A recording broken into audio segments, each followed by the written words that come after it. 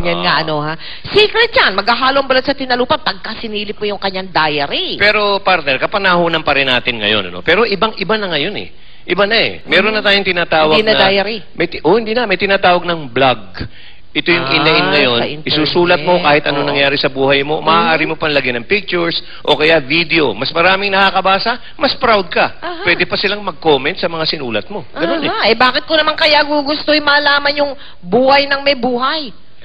Ganyan nga sa ibang panahon ngayon, ganyan kabilis ang sharing ng information ngayon dahil nga sa computer at internet.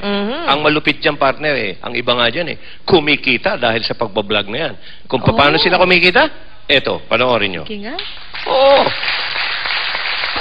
Sa internet, maraming pwedeng gawin. Email, research, at chat. Pero ngayon, ang internet na kinababaliwan, pwede nang maging diary. Diary noon, blogging ngayon. Alam nyo ba ang pinagkakaabalahan ninyong pagsusulat? Isa lang magandang racket para sa lahat. Actually, blogging as a source of income, ngayon lang talaga na-realize ng tao, especially here in the Philippines because it's purely hobby. Si Abe Olandres, isa sa pinakasikat na Pinoy vlogger sa ngayon. Ang kanyang blog site, ang isa sa may pinakamaraming hits sa internet. Kaya naman ang kanyang kita, tumataginting na $5,000 o mahigit kumulang 260,000 pesos kada buwan.